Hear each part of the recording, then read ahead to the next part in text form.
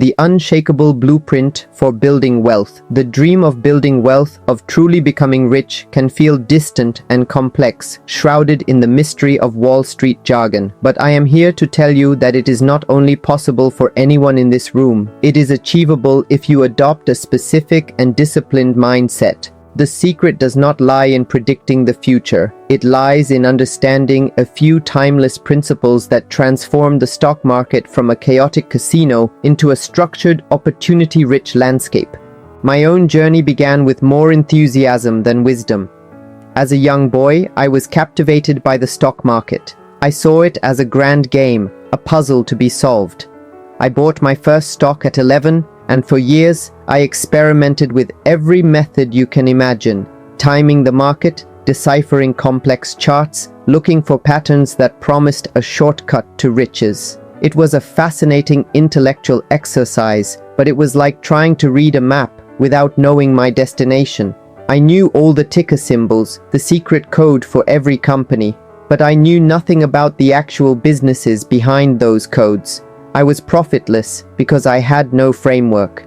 Everything changed when I discovered the core philosophy of value investing. It was like being given a master key. This philosophy rests on three fundamental principles. Think of them as the three legs of a stool. If you remove any one of them, the entire structure collapses. But with all three, you have a stable foundation upon which you can build a fortune. The first principle: see the business, not the stock. This is the most critical mental shift you must make. When you look at a stock quote, you are not looking at a lottery ticket. You are looking at a partial ownership certificate in a living, breathing business. What this means in practice: before you ever think about buying, you must ask yourself, if I had the chance to buy this entire company outright, would I? To answer that, you need to become a business analyst. You must investigate the moat. Does this business have a durable competitive advantage? Is it a castle with strong walls that keep competitors out? This moat can be a powerful brand like Coca-Cola, patent protection like a pharmaceutical company, a unique software platform everyone relies on, or a cost advantage that is impossible to replicate. A business with a wide moat can withstand competition and thrive for decades. The management. Are the people running the business able and honest? You don't want to be in business with a crook or a fool. The very best businesses are so good that even an average manager could run them successfully, because the strength of the brand and the business model carry the day. The fundamentals. What are its profits, its cash flow, its debts?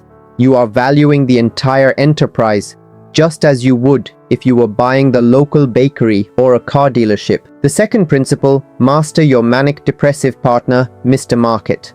The stock market is not a cold, rational machine. It is a voting machine in the short term and a weighing machine in the long term.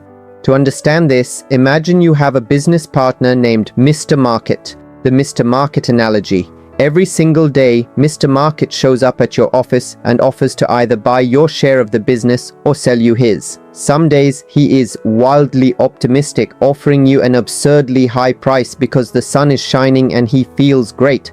Other days, he is utterly depressed, offering to sell his share for a shockingly low price because he's worried about the economy, politics, or just woke up on the wrong side of the bed. Your power as an investor. Here is the crucial insight.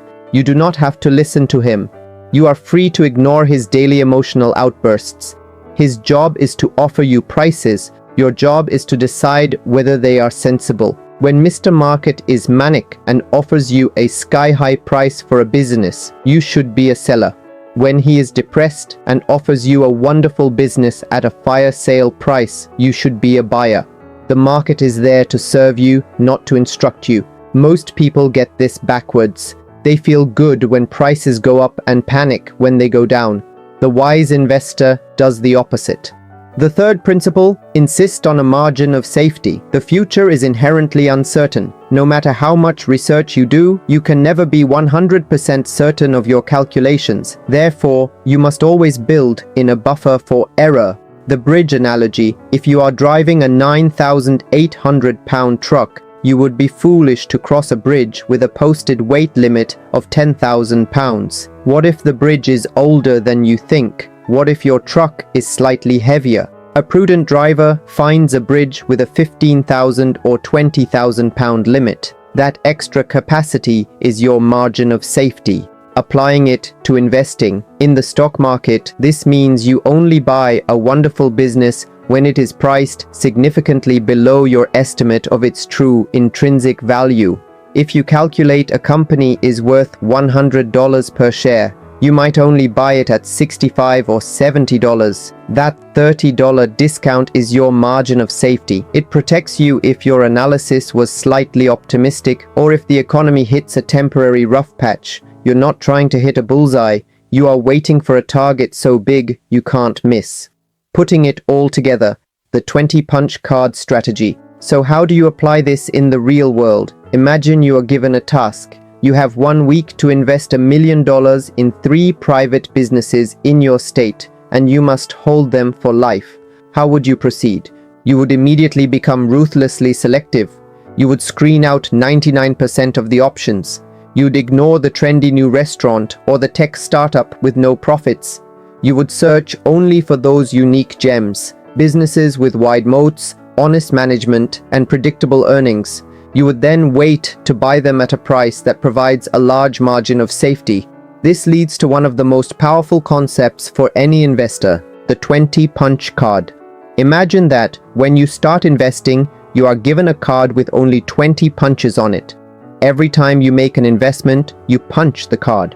Once you've used all 20 punches, you can never invest in anything new again. This forces extreme discipline. You would never waste a punch on a hot tip from a friend. You would research endlessly, wait patiently, and only act when you found an opportunity that was so compelling, so undeniable, that it justified using one of your precious few punches.